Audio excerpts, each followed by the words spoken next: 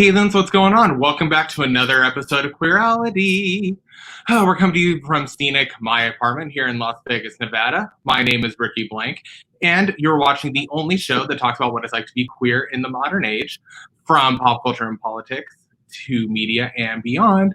We have an amazing show for you today. First, though, we just need to do a little bit of housekeeping here.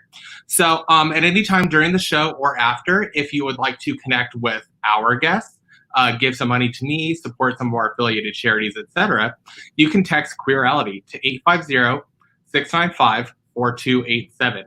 Again, that's 850-695-4287.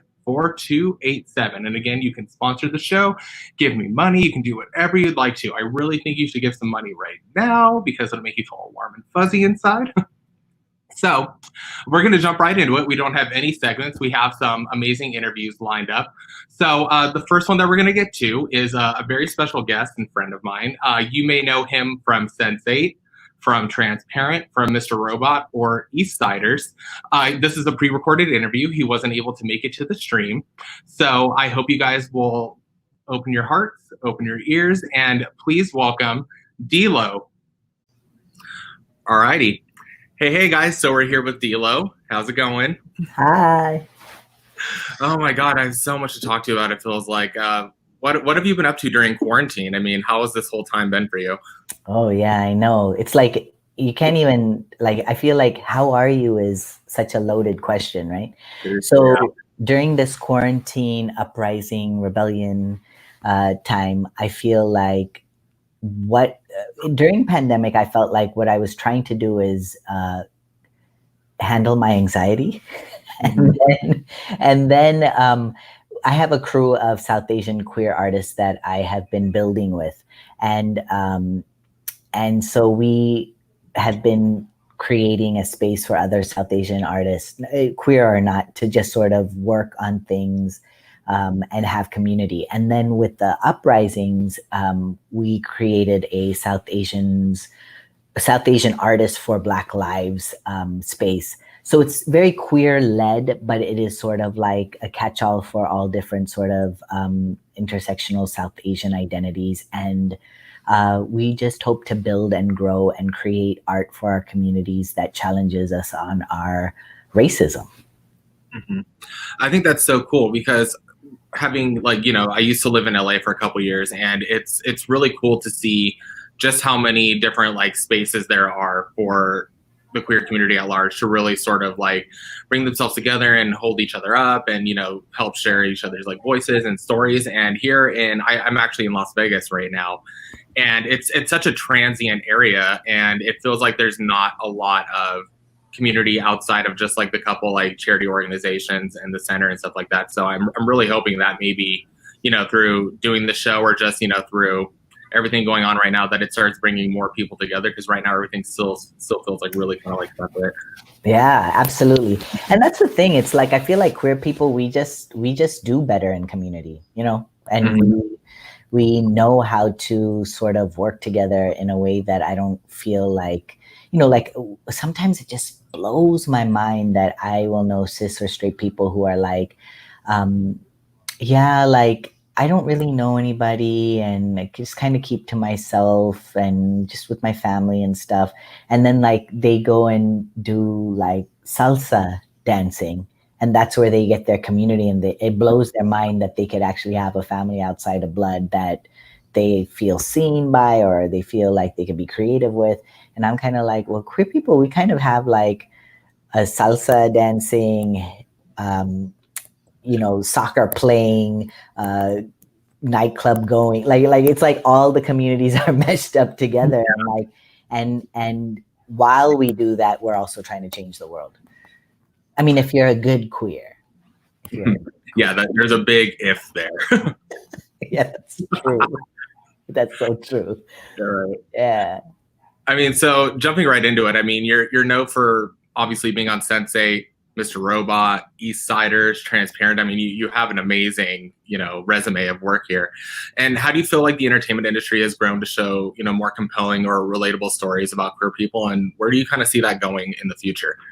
Yeah, I feel so blessed to have been on these shows. And then I also like, the world in TV and media has changed so drastically, and actually the world at large as a result, or being the sort of spark for these TV shows.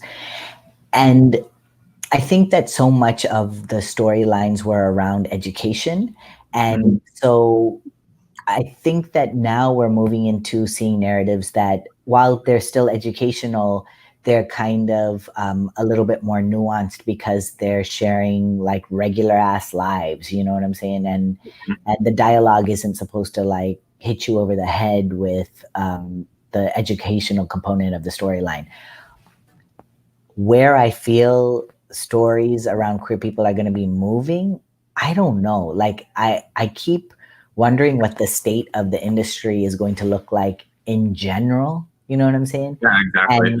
And it's still, I still feel like it's early, even though that some people have been like, well, this is what we're doing with our show, and this is what this show is doing. But I still feel like I don't know. And I wonder for myself, as an actor, but I think that whatever is going to come out will be like, there'll be an experimental phase, and then there's going to be like some people who get it right, and some people who are going to be actively thinking and creating content that talks about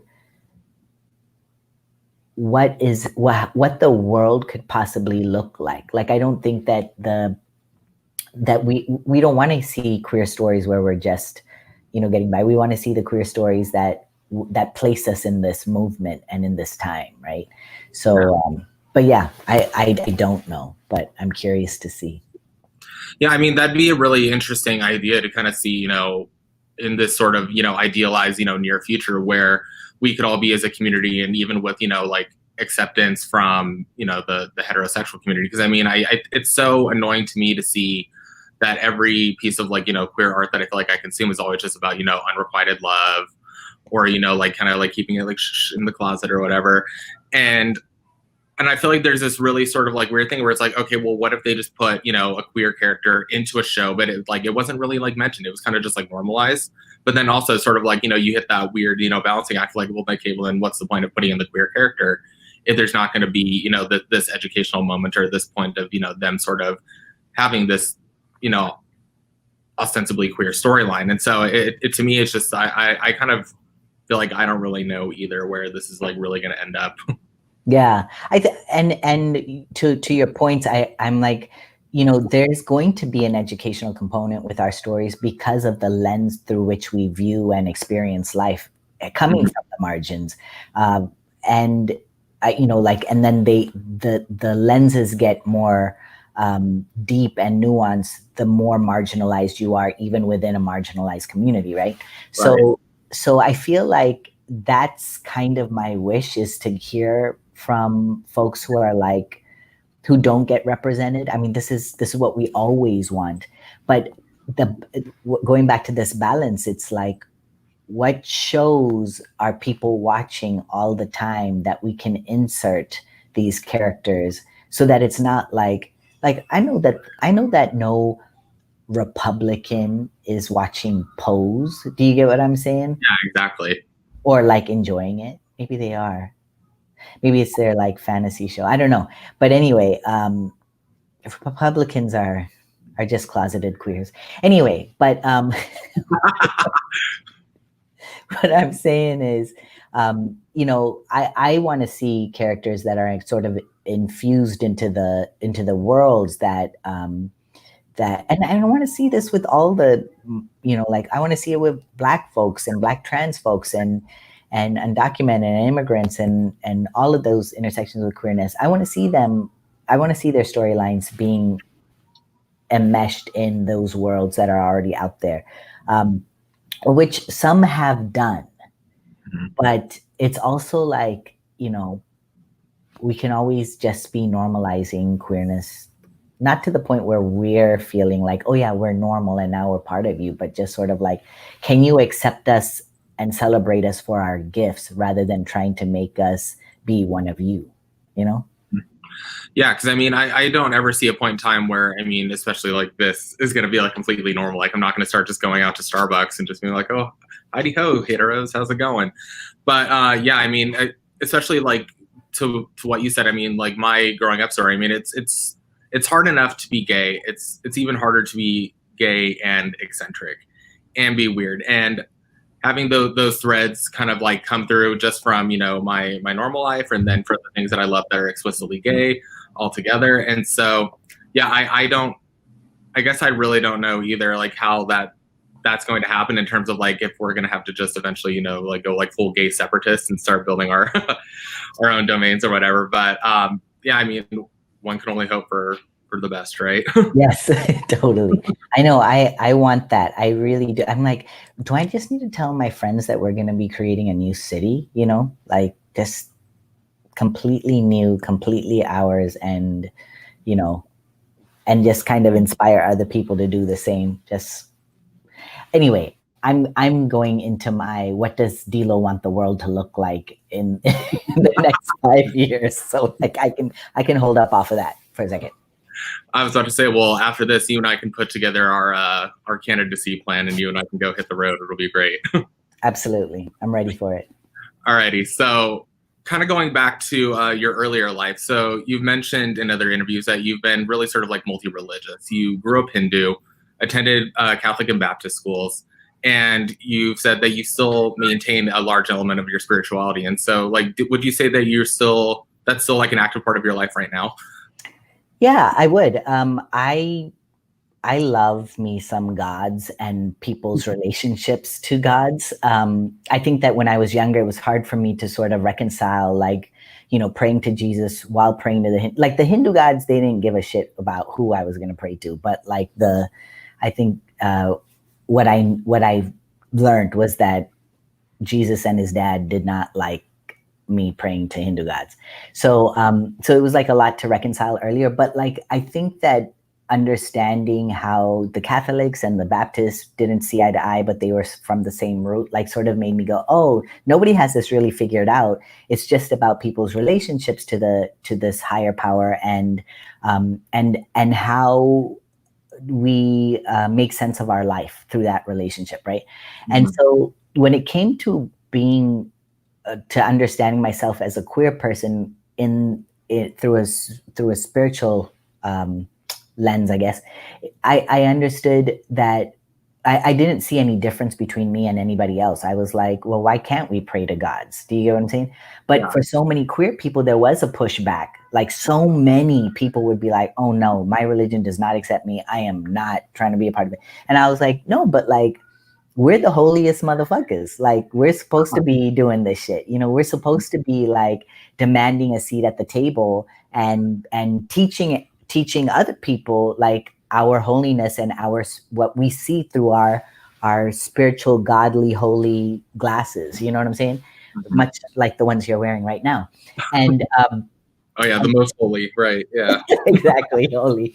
And so but I think that soon after that, so because like I'm a little bit older, so like I felt like there was a shift in the way that people were talking about their spiritual practices at some point as queer people, and people who were initiated into different faiths came out and said, actually, like I've had to be closeted about my priesthood, or my high position in whatever sort of religious community that they were in. And so so for me, I try to go to every holy house on the block. If I feel like there's a little bit more of a stringent rule around things, like I don't need to go and do that. But like I love going to houses of worship. I love going to rituals and ceremonies and all of that. And it's just even if it's not my particular faith or what I've been initiated in, I love like being a part of other people's communing with higher powers, spirits, gods, whatever you want to call it. And I think that I still feel like, there was something that I heard earlier where it was like, that people think that we want a seat at the table, and we're like, nah, that table's fucked up. It's full of oppression, and we don't want that. We want our own tables or whatever, and for you to respect that, right? And I think that, like, to me, you know, like Audre Lorde's, like, you can't tear down the master's house with the master's tools. I'm kind of like, I'm not saying that I'm against Audre Lorde, because that is my shiro and like somebody who I like feel watches over my work as well. But I think that it is important for us, where we can, to insert ourselves at the table. Maybe not stay there forever, but insert ourselves, you know, get our chair in there and like, and demand to be heard at the table, and then definitely create our own tables as well. Yeah, and I mean, and to that, I wouldn't call myself an extremely spiritual person at all. I'm probably more on the, you know, the group that you described previously. I've kind of felt like I've been ousted and kind of out doing my own thing. But I mean, I've always felt that my form of, you know, spirituality, whatever you call it, is that sense of community that you mentioned. You know, I've worked with so many, you know, people and organizations in the past, and even, you know, been a mentor for, you know, small prides for young trans kids. And to me, just seeing like the sense of just like love and wonder in their eyes when like they see someone else that's like just like them, even just, you know, cracking dark jokes, or, you know, just being like, hey, like it's okay to be you in the best and the worst ways possible. Like that's who you are. You deserve to have, you know, like the best and fullest human experience that you can.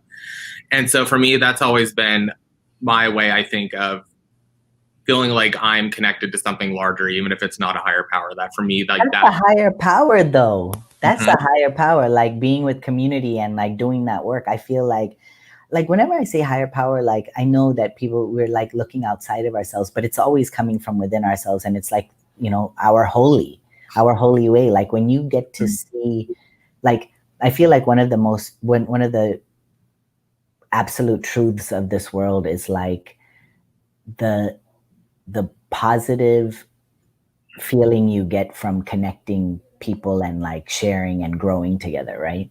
Mm-hmm. And it's because it's based out of goodness. And I think that that's what so many people created religion around, you know, is just communing and like knowing that together. I mean, it's like why we do line dancing. Like, I feel like that's a prayer, you know what I'm saying? Like, I mean, it really is. Amount of joy when you are in a line dance with your community. Come on, like, it doesn't get better than that. So I don't know. I feel like, you know, the club to me was a holy space for me. You know what I'm saying? Sometimes the club was the safest place I felt on this planet, you know? So in that regard, I'm like, yeah, community, absolutely. I have a friend who's a communist, and she and I were debating about God, and she was like, well, if you're saying that the power of the people is the higher power, then I would say that I could be religious or spiritual around that. And I said, well, I think that sometimes what sets us apart is that I would say that that's where my gratitude goes to as well. And that's what I pray to, is that feeling, is that thing, right? Mm-hmm. And she's like, yeah, that's where I wouldn't agree with you. And I was like, okay, but like, cool. Like, you know, like we both know that there's something magical about the power of the people, community, things of that nature. So yeah. Exactly. And I'm always open to that sort of like semantic argument. It's when people start using, you know, passages of books that were written and rewritten and interpreted thousands and thousands of years ago to tell me what I can and can't do with my life. That's when I start having issues. Yeah, you're like, I don't like that Jesus. I like this Jesus over here, but that Jesus is all fucked up. Well, no, I mean, it's the Jesus was fine. It's I don't like that Karen who just that you know, the 3 lines out of, you know, Leviticus or whatever and try to like tell me what to do with my life. So yeah, I know it happens even in it happens in all the religions. One of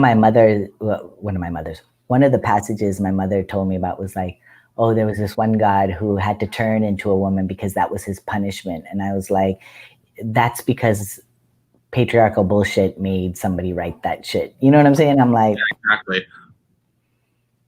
Yeah. Yeah, that's. I feel like we could probably just like stay on this page for the whole day, but yeah. Moving on. So, for people that don't know, you are also Tamil Sri Lankan, and you spent time working in Sri Lanka with the LGBTQ communities there. What was it like being there with everyone? Yeah, actually, in India is where I ended up doing a lot more creative workshops Mm-hmm. with a dear friend, Mange, who has been doing work with the trans community and queer community in Chennai in the south of India for a while. In Sri Lanka, I have done different, it's been a variety of different things with queer people there. Mm-hmm. Mostly I've been trying to like just meet up with folks and and share and learn and figure out ways that I could support the community. Mm-hmm. But in 2018, I went there with the sole purpose of wanting to collect interviews from different trans people who had come out come out after the war ended, right? And when I say ended, it's like it's still going on, but it doesn't look like an armed sort of battle anymore. It's like just the stupidity of it. Anyway, it was bad, and it is still bad for Tamil people. So for for the time that I was there, I was learning about different trans and queer people's lives.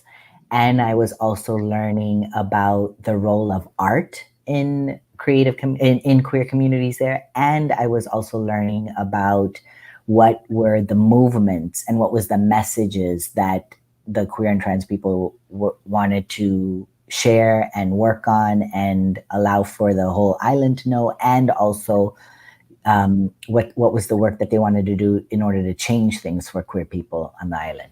So even though I feel like I have been a resource, it felt like it was less work that I was doing there.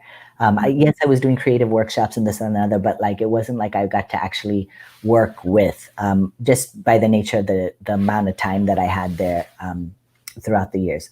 But what I will say is that my people are some fierce motherfuckers, and they are, they're basically figuring out how to get what they need and do everything that they can in a country that has never really looked out for Tamil people, has never really looked out for queer people, and they're just finding a way to do that.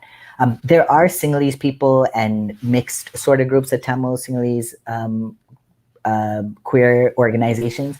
I can't really speak to that. They're already doing their own work in the big cities.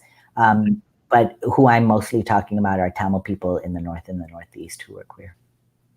Yeah, and I think that's so interesting because you always have, I feel like, the best stories and of the most like creative and amazing and resourceful people coming out of countries with fewer resources and less acceptance and less laws passed by their government. It's incredible to me that even in times like these, just in the United States, how there are people who are pushing back and in the middle of a global pandemic just from like wearing a mask.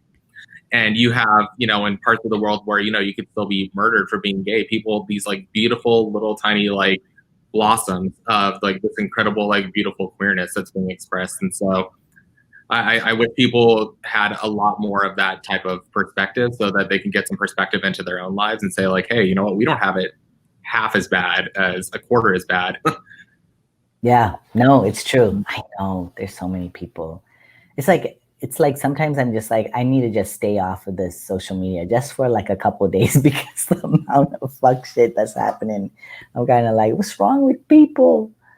Seriously, like I like literally just want to punch a wall like every day. Like I don't know if you know, there's a plugin for Chrome. It's like a timeline eradicator for Facebook, and I literally have that on just so I can just like post and get out because I'm like I can't read this shit all day. It's I know. Definitely. Like there's a cap for me now. I don't have that time eradicator, but I have like, okay, after 6 p.m., don't do it because you're tired and your shit's just gonna get fucked by reading this shit. So yeah. Instagram too, to a certain degree, but I feel like I have other ways of navigating outside of that algorithm that allows me some joy. But yeah, just like get informed, understand what's happening, and then keep it moving. So, kind of going back to you know, conducting these interviews in India and Sri Lanka. So, in working and you know being exposed to those trans people, what was it like for them? On the other hand, to see you being so visible, and like what kind of an effect did that have on them? Yeah, you know what? I don't know necessarily. I do know that as far as like what I've heard is that cis people appreciated that I could share my story so that it would give them more insight into the people who are in their own local communities. Do you know what I'm saying? Yeah. I think that my presence and my existence on Sri Lankan soil or Tamil soil is, you know, I don't, I know that it's already just shocking, but you know how like you can see somebody and you know that they're queer, but like maybe they don't have the language or they don't have like the understanding of whether or not they choose to be with it in a heterosexual relationship or not. Do you get what I'm saying? Oh yeah, you can always sniff it out. Yeah. Yeah, you smell it. Like we have a queer smell, is what I say. And Mhm. and so I feel like I could smell that there were folks who were definitely super queer, and they might get married in a heterosexual manner, but like, but their roots or their heart is very queer, right? And I Mhm. think that what trans people do when you're given a spot like where it's because you know trans women in Sri Lanka are um, you know they deal with the same sort of idiot shit that trans women here in the States deal with to a different degree and in a different way, but still it's hard, it's fucked. And so I think that when you see somebody surviving and thriving and really taking up space and being recognized and respected for it, it changes you personally because you start going, well, if this person is doing this and they've gone through all of this and yet people are respecting them, like what does that look like for me? You know, Mhm. as a cis person or as a closeted queer person or as whatever, right? It's just that you whenever a queer person is getting or is living their best life, what it does just on the base level is it shakes other people to their very core, right? Mhm. And so in that respect, I think that I would hope that my existence and my and me sharing like my life story and being in different circles has changed people just on that. But I don't know. But I do know that for anybody really to meet anybody who's openly queer and trans, I mean, this is even in the States. Like it does something. You know what I'm saying? Like you're not gonna if that's not your worldview, you're gonna always be rocked by somebody who's outside of that of the norm of society, right? Right. So yeah. Yeah, and I mean, again, even to speak to that, it's so interesting how the trans movement, and I don't want to say co-opted, but where it's getting the most amount of you know traction and news coverage is with trans women. Like there seems to be this huge you know fascination with the process of transition from male to female, but I feel like there's not enough attention paid to trans men. It's almost like they're still like kind of like completely erased out of the conversation. And then for someone like you, who you know you said you're pretty damn intersectional, you kind of tick all the boxes. And so I would imagine that, yeah, just by you taking up space, that you probably rock a lot of people's worlds. I'm sure they. Well, I hope so. Maybe I should try harder at that. Yeah. But like you're right. Like a lot, trans masculinity is definitely under the radar, and I mean, I have my own ideas about why, but what you know, when we were talking earlier about like what we hope will sort of get some light is the perspective of trans masculine people or non-binary mask folks and like just how they navigate the world as well, you know. Mhm. So, kind of skipping ahead here. So, again, as we just mentioned, your intersectionality, which has always been at the forefront of your work, with everything going on in the country right now and access to so many learning resources, why do you feel like there's still so much resistance and pushback from everyone, even in the queer community, to educate themselves on the reality and struggles of minority communities? I think that people, whether you're queer or not, are resistant to change when it feels like their own lives are either being threatened or devalued.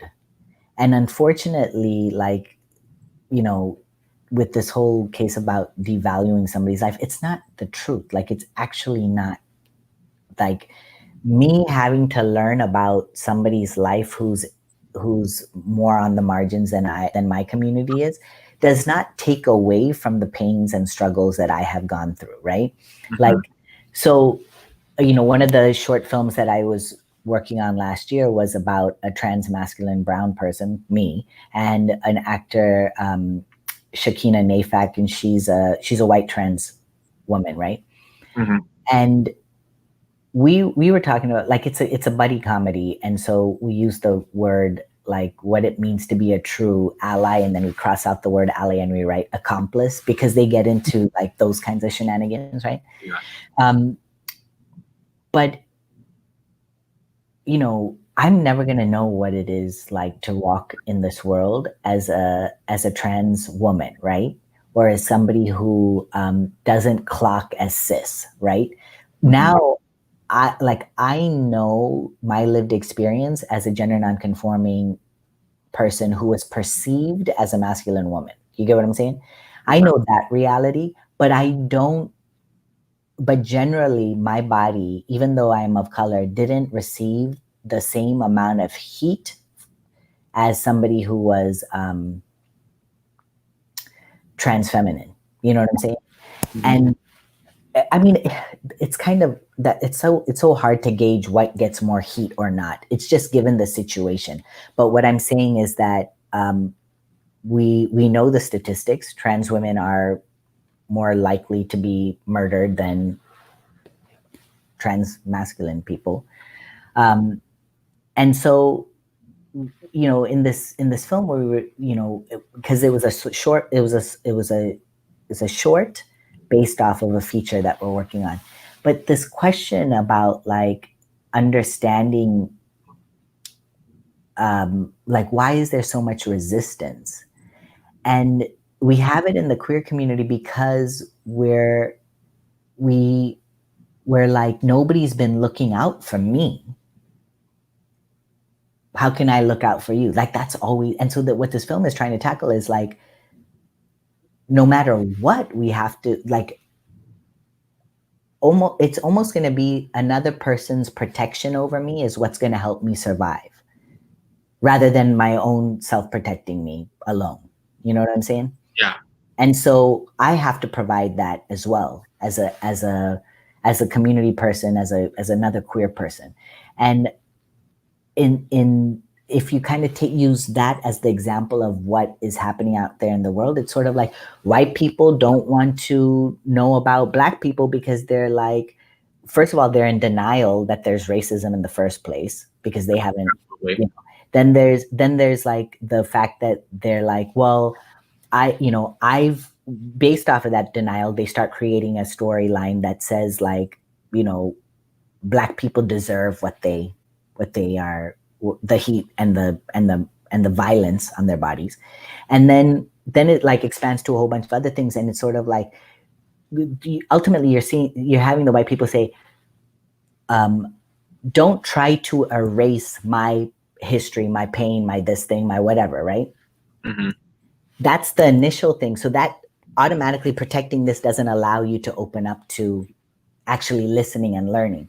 And so if we're taking white people as, like, the example in the world of different racial groups, race ethnicity groups, if we took cis people in regards to, like, cis people in relation to queer people of all different identities, it's sort of like, I sometimes hear cis people say, oh, and I actually hear this from gay folks and lesbian folks as well, but, like, oh my God, like, I just have to learn so much when it comes to you people. You know what I'm saying? Like, absolutely. Like, partners, like, everybody had to learn about your ass, and now you in the position where you have to learn about somebody else's ass. Like, just do yourself the favor and do the world a favor. Anyway, but I mean, it's not like we're sitting, you know, all 7 billion people down in front of you and asking for a name check. I mean, like, come on, like. Exactly. Yeah. Yeah. So anyway, all of this to say that I think that it's unfortunate that we don't kind of just pause enough, you know, just like stop in our tracks and go, what's coming up for me? I feel a lot of defensiveness coming up. What is that about? You know? Mm-hmm. And then just move through that. Like, that's all you had to do. Just take a pause and be reflective, you know? Yeah. And I mean, and I hope I don't like take this idea too far, but I think that there's a lot of pushback, especially within people's own psyches, because when you look back at, you know, the history of the world, I think that there's a lot of pushback from people internally to not be as, you know, self-reflective and say, like, you know, not every part of me, not every part of my history, not everything that happened is good. And it's not about, you know, self-effacing or self-hatred or, you know, having to, like, you know, say, well, oh, I guess I'm just going to be, you know, trampled upon by minorities as everyone thinks I'm shit now. And like that, like, there's no need to, like, you know, self-flagellate over this, but there needs to be some realistic, you know, understanding of what's gone on in this country. I mean, if you look at the timeline of when this country was, you know, colonized all the way to now, you know, slavery was this huge gap. And there's this tiny, tiny, tiny, tiny little fraction where, you know, blacks weren't, you know, chattel slaves. And even then there's an even shorter amount of time until they still received, you know, the same rights that everyone else has. And, you know, you can still even argue supposedly, because we're in like it still hasn't been an equal playing field. You're absolutely right. Yeah, exactly. So I mean, like, there's no timeline in that. And so it's almost like, you know, the analogy of being like, oh, well, you know, that house is burning down. I need to go take care of that house. But then people are like, well, what about my house? And it's like, well, I don't see it being burnt to the ground. Like, we need to help that house. Absolutely. Great analogy. Yes, absolutely. Yeah, I know. But I think that there are some people who like love being racist and they love being full of hate. And I don't, like, you can't do anything about those people. You know what I'm saying? Like, if you could, like, it would be more like the exception, right? But there are some people that I am more concerned about that just have a lot of ego. And I think that all of us, queer people included, need to just check our fucking egos, you know? Mm-hmm. We don't do it enough. Yeah, I mean, even, you know, as a human being, I am one of trillions of people that existed over millions and millions of years. You know, I can hope that this is, you know, going to be a landmark show, and that's going to, you know, it's going to be put into the Smithsonian. Everyone's going to care about it, you know, thousands of years from now. But the fact of the matter is that, like, probably not. And like, again, going back to the ego thing, like, so many people need to understand, like, where they exist on this little tiny timeline, on this little tiny planet in the middle of an ever expanding universe. And it's just like, you don't matter as much as you think you do. Like, everyone else matters just as much as you do. Like, start, like, giving a fuck about, like, something other than yourself. Or yeah, I know. And then you're also like, because imagine if we were just like, oh, I don't want to give a fuck about anything. I'm kind of like, what does that life look like? I'm curious. Like, what does it look like? Is it fun? Does it feel fulfilling? You know? mm-hmm. Yeah. I wonder. Anyway. It sounds like a lot of pizza and video games, if I'm going to be completely honest. But yeah. Like a beanbag existence. Sometimes, man, I just need a beanbag day, though, to be quite honest. Just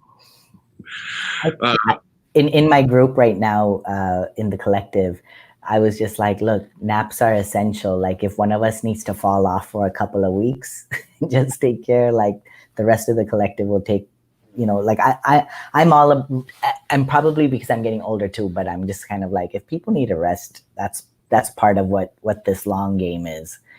Mm-hmm. You know, growing, and especially growing up as an activist and an organizer, and like seeing all my elders like burn out or like have some sort of health issue. Like, it's like, yeah, we could take care of each other. Yeah, exactly. I mean, like you can go march and protest and fight the good fight and take a beach day too. Like those things are not antithetical to each other. Exactly. This is going to be a long fight. Like we all need snacks. We all need our naps. Snacks and naps, absolutely. Yes. Right. All right. So again, going back to the whole concept of visibility. So it comes with a certain amount of responsibility, and especially now, everyone really is sort of being held to be sort of like the best representation of their own community. And how are you doing your best to sort of like navigate that social and political climate? Because I mean, I feel like it feels like for everyone, no matter who you are, that everyone's kind of walking on eggshells right now. Yeah, I know. Cancel culture is real on the flip side of that. So it's like you have to be like everything or you're gonna get canceled, or you have to like be as truthful or you're gonna get canceled. I feel like for me with my creative projects, so where I'm generating content or like, I'm right now I'm newer to the game, but I'm trying to write more episodic stuff, right? Mm-hmm.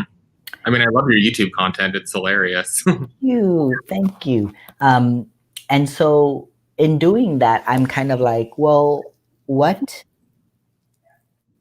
do I feel is unique about my voice? And I've always kind of created from that lens in general, but I also feel like I'm not trying to create like characters that are not flawed. Mm-hmm. Not that anybody is in when they're writing a good story. Like a good story kind of demands that you write flawed characters to come to greater understanding. But what I'm saying is that like just because we're trans or just because we're queer or whatever, like we can also be really fucked up, and whatever the root of that whatever the root of those traumas are, like we can share like people's goodness and their awfulness and the ways that they want to improve and et cetera, et cetera.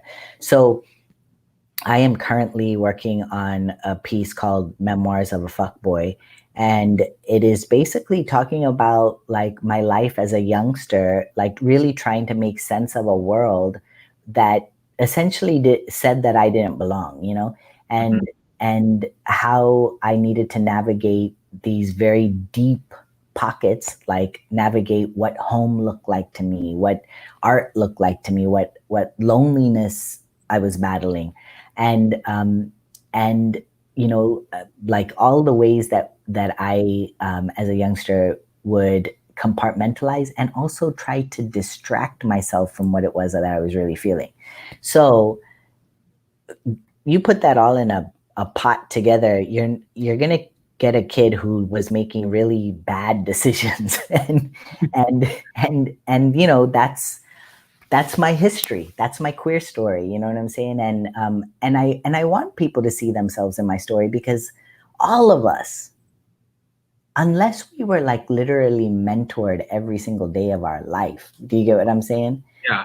I mean, and even still, like, where would there be like that autonomy to just sort of, like you make your own decisions regardless of what you're being told, right? Yeah, and I mean, even technically, we were both, mentored, being pushed through, private Baptist and Catholic schools our whole life, and look where we still ended up. I mean, Mm-hmm. I mean, no one gets to this without a couple bad decisions in their life. I mean, When I look at you, all I see is good decisions. oh, God bless. Thank you. Yeah. So anyway, I feel like I am, I want to sort of I want to, I want to be the type of artist who just takes bigger risks, and is not afraid to share. I think that, again, this is, as I'm getting older, I'm realizing, like, I feel more like strongly, I believe in my content more now than ever before. Mhm. I know that what I'm doing is coming from a lived and learned experience. And I couldn't say that when I was younger. So like I kept, trying to do the best, but like missing the mark, trying to do the best, missing the mark. And now I can say that, like, while I still try to do my best and I may miss the mark, I have a deeper like conviction within or in my art process. Yeah. So in that respect, and I hope that that doesn't sound so like out there, but like in that respect, I'm enjoying art making now more than ever before, and it's like the fact that I'm not afraid to. I think it comes from the fact that I'm less afraid to make mistakes. Mm-hmm. Yeah, and I mean, I don't think that's out there of you to say. I mean, it's always fun to create when there's more colors in the box. That one of the things that I've always loved, and especially now at the point in my life, and I mean, I'm still fairly youngish, 29, so almost a dirty 30. But I mean, even just from realizing the person that I was at like 21, even to like the person I am now, I do feel a certain level of responsibility for making sure I stay educated and watch what I say, but also too I feel like that especially for queer people and younger queer people, that when they have someone like you, for example, and say if you made a mistake, they almost feel that like sense of betrayal again, because you, like you said before, they almost don't feel like anyone else is looking out for them. Like you have to be the paragon of everything that they want.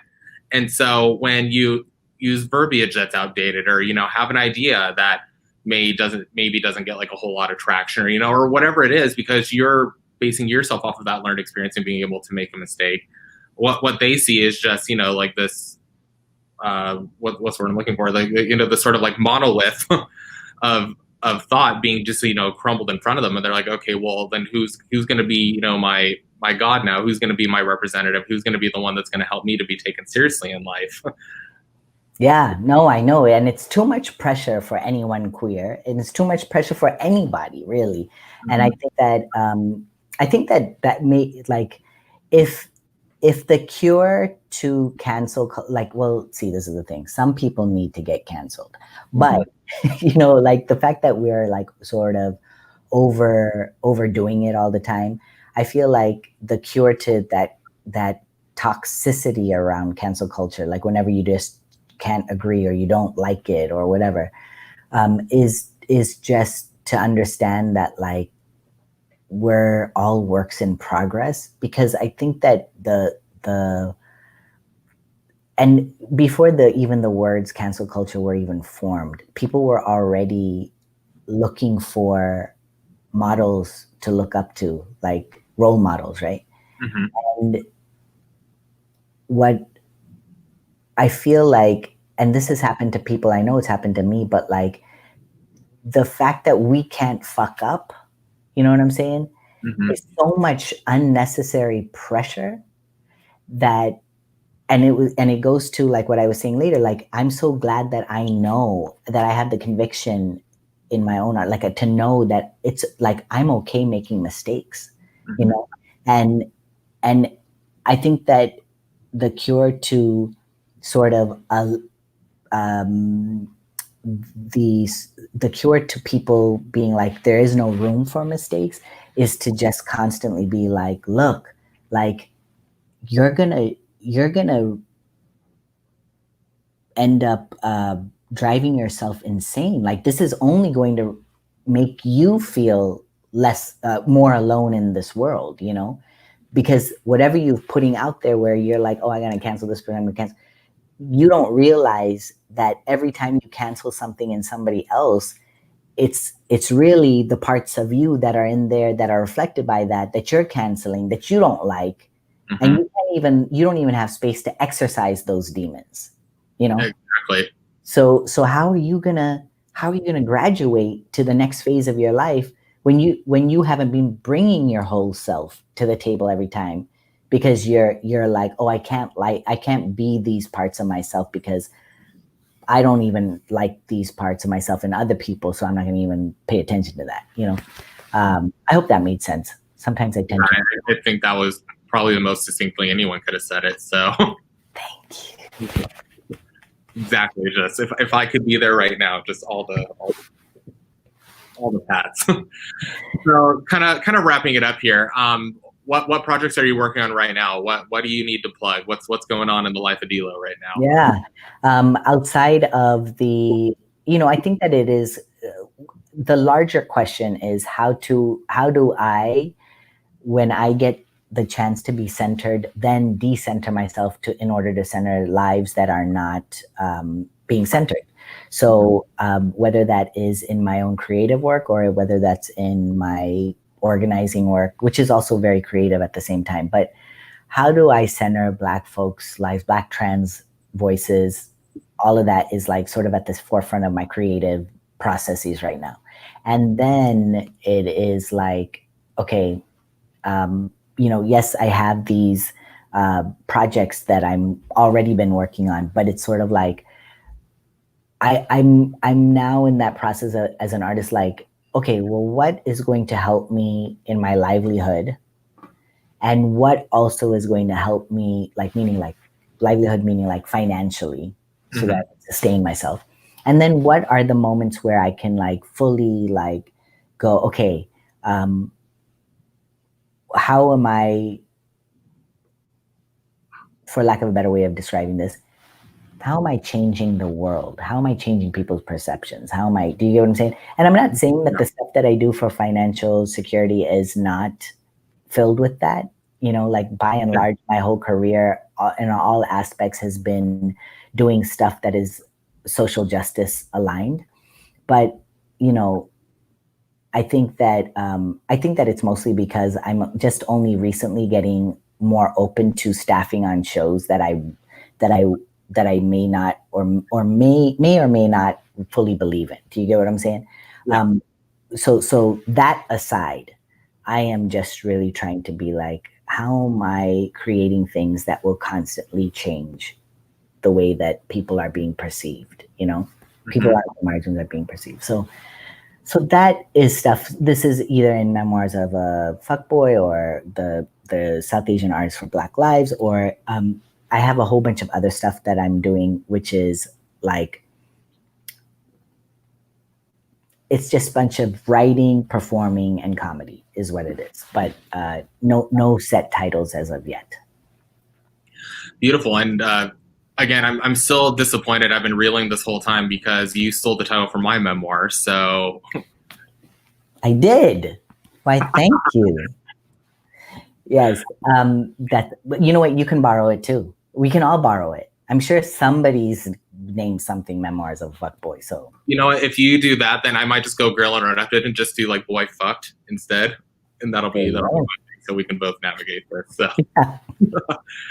Oh my God, it's been the absolute best having you. You are absolutely an incredible, amazing, creative human being. I love you so much. Thank you. I love you too. I thoroughly enjoyed this, and I loved your questions. And any way that I can, be of support to you, you please tell me, and I'm in your corner, is what I'm saying. Send the checks. Yeah. Alrighty, well, I cannot wait to air this tomorrow, and I will talk to you soon. Yes, talk to you soon, Rikki. Be good. Always. All right.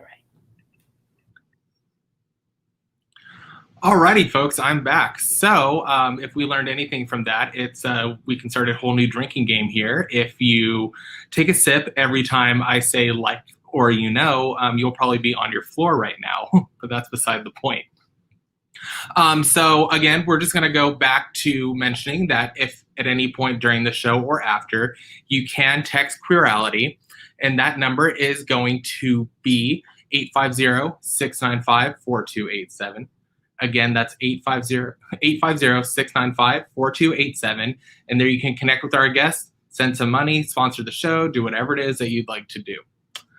Alrighty, so jumping into our second interview of the night here, we have the mother of all gays and mother of all drag queens, the one and only Toshia Marvin, aka Mama Tasha. Hey, how's it going? Going great. Can you hear me all right? Yeah, I can hear you. Can you hear me? All right, there we go. I got all the kisses. Thank you. Okay. Oh, perfect. Yeah. I love your little interview with him. He was adorable. So you get to see. Oh, I know, right? Yeah. If you haven't seen him on any of his shows, you definitely should go check him out. He's absolutely amazing. Yeah, he's cute. All right. So kind of just jumping into this here. So when did you become the mother of all gays? What was your indoctrination into the LGBTQ community? You know, it's always been a weird situation. I really don't know how I got here. It's like I was walking down the street and jumped through a portal and it just ended here. But I think it was when I started working at Liaison nightclub that was opened at Bally's. They opened 7 years ago, and they were owned by Dre's. Okay. Victor Dre, who owns Dre's nightclubs, he wanted to open up a gay club. So I went to work there, and nobody my age, had ever worked in a gay club. You either had to be, a kid or, somebody like that. But, it just got to a point where nobody really wanted to go in the club. They just wanted to come sit out and talk to me. You know what I mean? So I had to kind of start pulling me into the club so that people would go in there and buy drinks to, because, they just wanted a mother figure. And then that closed, and I worked at Share and Revolt, and I've just always been around. I've always just been mom. I've always just been the mom.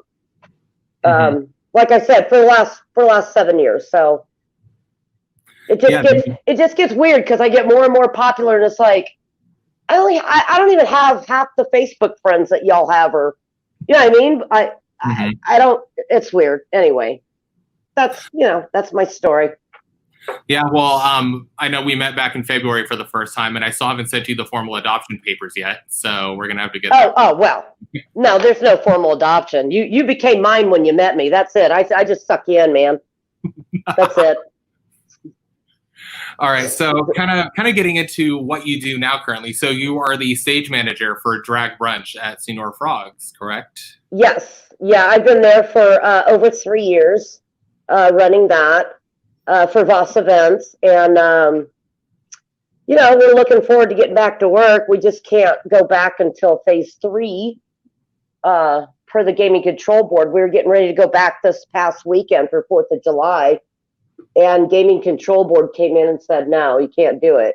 So we're gonna sit back, wait, and we all want to go back to work, but we all want to be safe. You know what I mean? It's like it's kind of scary. So, but what are you going to do? You know what I mean? I think, in my opinion, I think we're going to do like Arizona and California, have another few week shutdown. You know what I mean? I feel it's coming. Yeah. I think it was a little too soon and preemptive for Vegas to open up as another like national travel destination. Yeah. And then we were heavy this past weekend with, nobody could party in their own town. So they came to Vegas, Yeah, and then that spike just went straight up. Yeah. So with you being at Senior Frogs, you have a very strong relationship with several of the RuPaul's Drag Race girls. Namely, so if I'm not mistaken, it's Chanel, India, Alexis, Coco, and then do you work with Yara at all as well? Oh yeah, Yara, Kahana. Yeah, those are the RuPaul ones, and then we have Desiree D. St. James, who's an amazing, talented local performer. She's the only one non-RuPaul that's in the show. But yeah, no, I work I know everything about them pretty much. I know every naked part of their damn bodies is what I know that I don't want to know. So working with them, what does a day look like working with them at Drag Brunch or otherwise? What does that look like for you? Well, let me tell you something. I always said, "Oh my God, I need a reality show," and I never wanted the front of my face, just somebody with the back of my head where I walk in the dressing room. Because if you could hear the shit that comes out of their mouths, if you could hear it, it's just nobody. You wouldn't believe it unless it was recorded. You know what I mean? If I recorded it, okay. So it's just all kinds of. it's just, you know, it goes from them just, you know, being funny with each other, capping on each other, to, you know, thinking they're sick or dying, to it's too hot in here, to I'm hungry, to it's like having children. Mm-hmm. Have you been witnessed any big fights, or do they keep it pretty professional? They are pretty professional. If they have issues, they, you know, we make sure it gets settled. But, you know, you're talking about drag queens that have worked how long, you know what I mean, and traveled and worked with other queens and been on reality TV shows, you know what I mean? So they're pretty professional, you know what I mean? Yeah. You know, it's nothing's perfect. You know, we've had some issues, but not like you know, not like what I see on Facebook with the local, you know, local crap, you know, that goes on with the local queens, you know. Right. I mean, it's different because they're working on a show on the Las Vegas Strip, you know what I mean? So it's a different situation, you know what I mean, than a bar, you know. Yeah, I mean, and all those are pretty coveted spots too. So I'm imagine no one's trying to, you know, stir any waves or cause a ruckus. Yeah, they don't want to lose that gig. That's a good gig. That Drag Brunch. That's a good gig for everybody. You know what I mean? You don't have to travel. You make good, but you know what I mean? Like it's a good deal for them.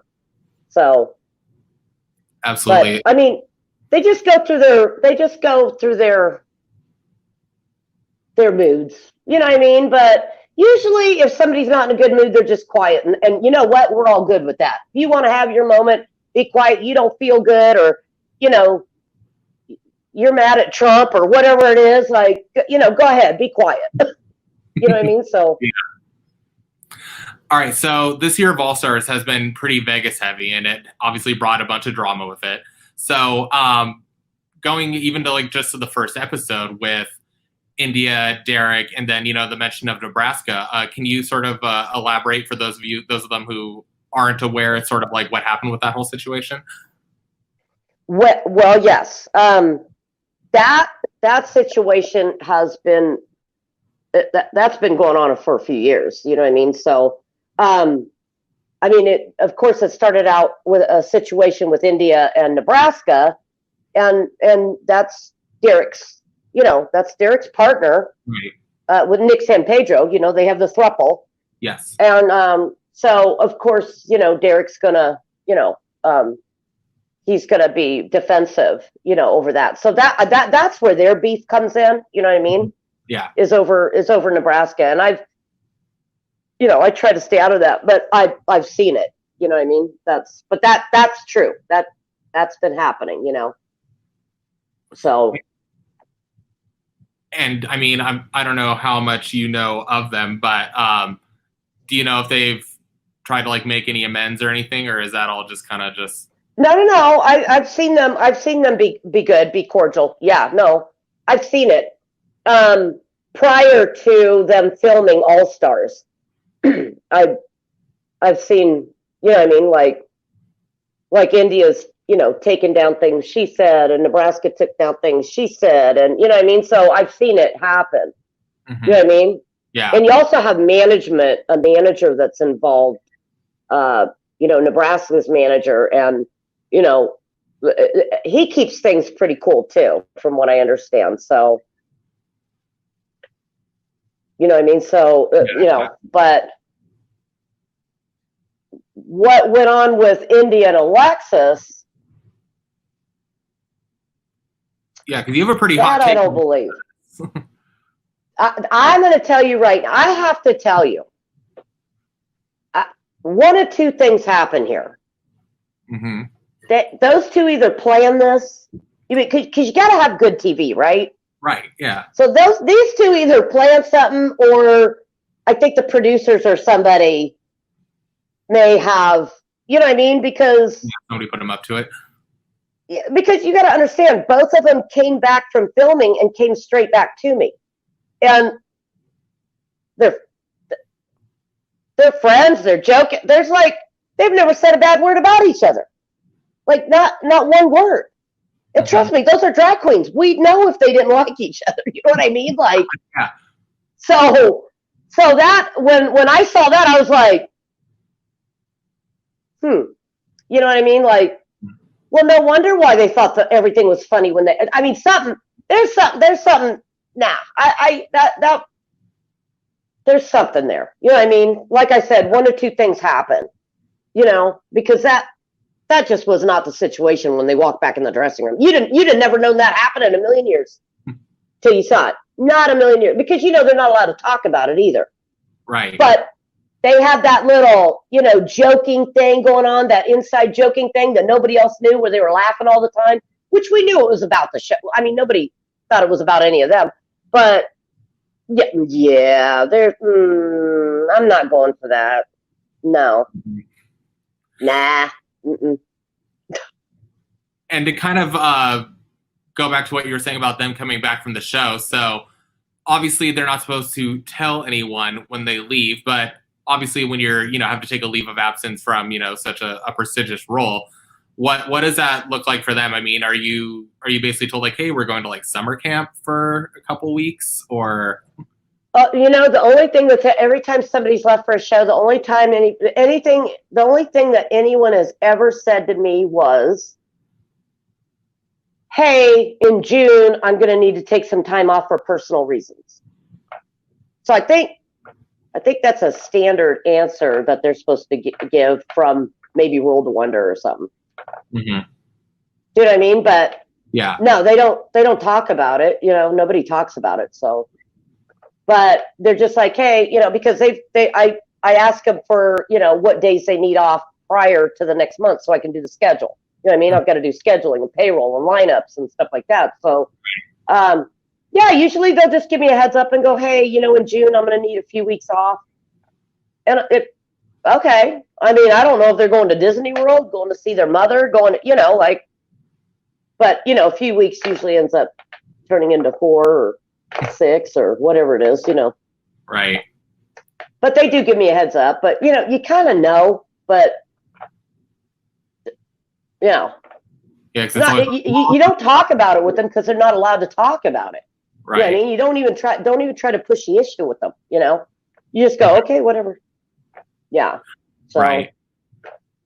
So pivoting away from Drag Race for a little bit, I know that you received a number of very prestigious awards for your activism. Would you like to talk about that for a little bit? You know, Jesus Christ. I'm so sorry. Can you hear me? Yeah, I can hear you. Okay, sorry. Somebody was trying to call through. I'm like, no. Well, I mean, I've been sainted, and I've gotten. Here's the deal, and I'm going to be real honest. I think I'm more special than. Quite frankly, can you see me? Yeah. So you cut out just for a second. So you said Are something you still there? Special. Yeah. Can you hear me? Yeah, I'm just trying to find you here. So sorry. All good. I have that. This is what happens when you're a mother. The kids try calling you on video, face chat. I'm not that one. I'm not that person that gets full involved in one thing. I'm somebody that spreads myself around. I give a little of me to everybody. You know what I mean? Like, so like I'm never on the board of anything.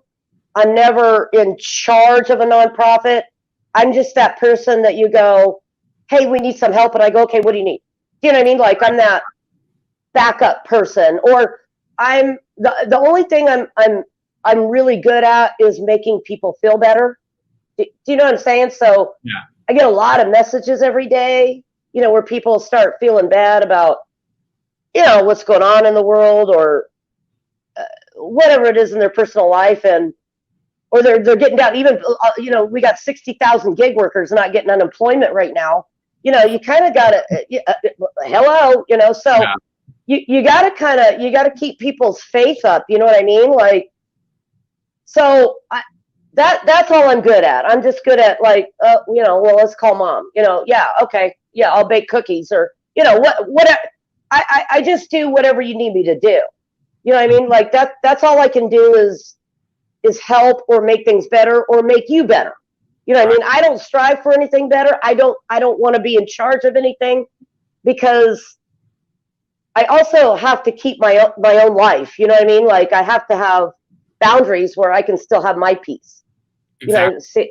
Yeah. So you can't carry the weight of the world on your shoulders all day. Exactly. Yeah. So I'm not as great as everybody thinks I. I do a lot, but I don't do a lot for one thing. Do you see what I'm saying? Yeah. It's easier for me to do that. Yeah.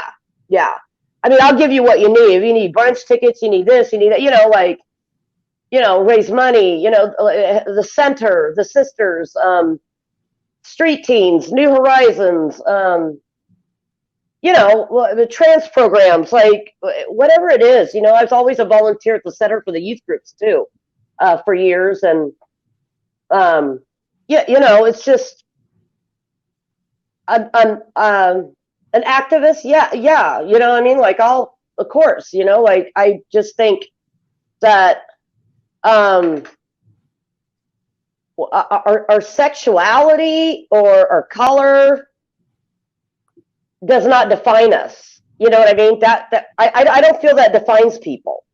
What defines me is my relationship with God, not my straightness or my whiteness or my femaleness or whatever it is. You know what I mean? So, and I never grew up in a family that ever didn't advocate for people. Do you know what I'm saying? Like that's all I knew my whole life. So it's just natural for me to be here. Like I said, I don't really know how I got here, but I've always kind of been around. You know what I mean? Even my children, it's so funny. All my children are grown and I'm a grandmother of 7.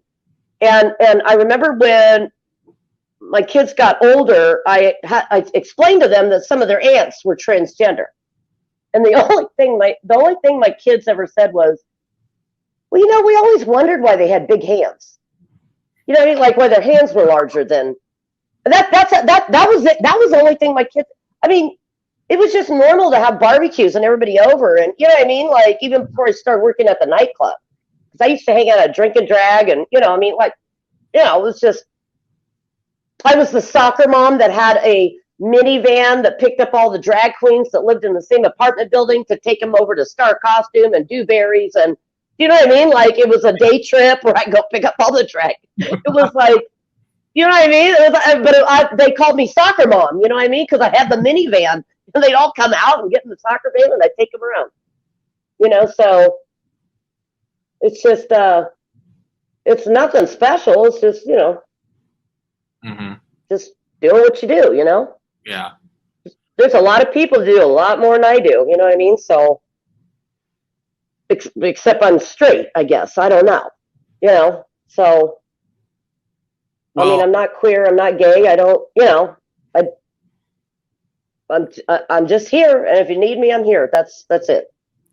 Yeah, well, I mean, I think the concept of allyship is so important. I mean, especially in these times that we're living in, and I think that maybe because you're so in it, maybe you don't see it, that like every single little like thing that you do, like all like really culminates into one really large thing that you've given every single person that you've touched over the years. And so, I mean, I really think you should be applauded of that. And well, thank you. That is a very nice thing to say. Yeah, that you're a huge part of everyone's life. I mean, I've only, like you said, only spent like 2 days with you, and already you have such a huge chunk of my heart. So, well, I'm always, I'm always here for you. Oh, you know what I mean? So, yeah, absolutely, of course, absolutely.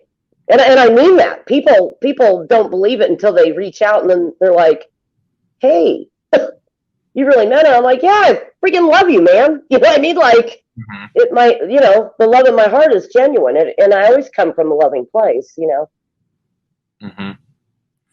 So, kind of, I guess, wrapping this up here.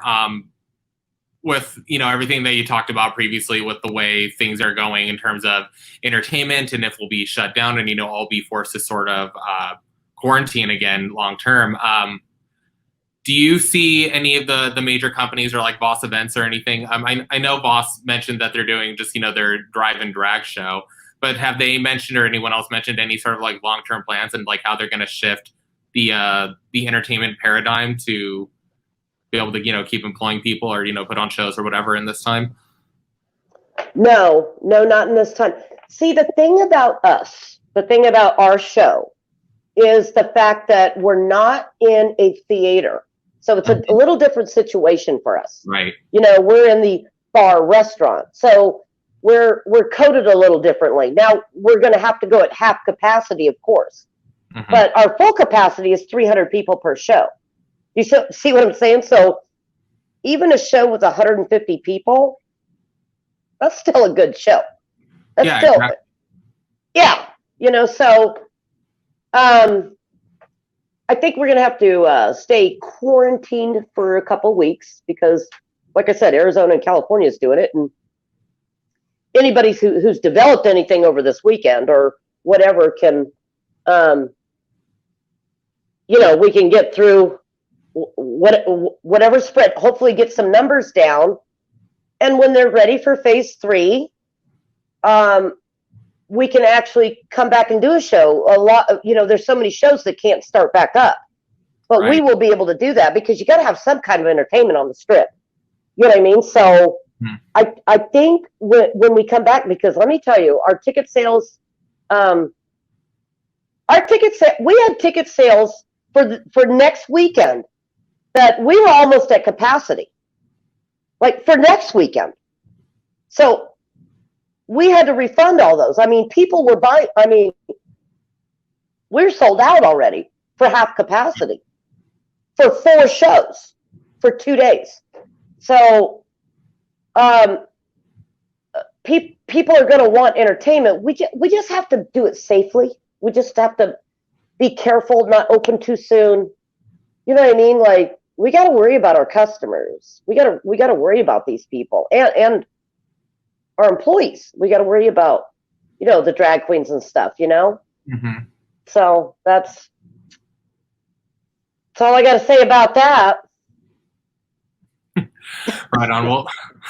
Well, thank you so much for coming on to the show. I love you. Absolutely. And I can't wait to talk to you again soon. Absolutely. As soon as we can get together, we can have some dinner and cocktails. Yeah. If I'm ever driving by Treasure Island, I'll scream at you from my car. So. Okay, or stop by and just say, hey, my mother's working. I need to see her. Everybody says that, and they go, who's your mom? And then they say, and they're like, okay. I'll send you a picture to put in your wallet so it's a little more convincing so we can just do like. Yeah. I'll go, hey, this is my son. Yeah. All right. Perfect. Well, thank you for having me on here. This was cute. This was good. Oh, thank you. All right. We'll talk to you later. Love you. Love you too. Bye. All right, guys, that does it for another episode of Queerality. So once again, if you would love to text in at any one point in time, you can. Text Queerality to 850-695-4287. Again, that's 850-69-LGBTQ. If you'd like to connect with me, any of our guests, donate to some of our affiliate charities, send some money to me, anything you'd like to do. So until next time, I'm Rikki Blank. Thanks for watching. Bye.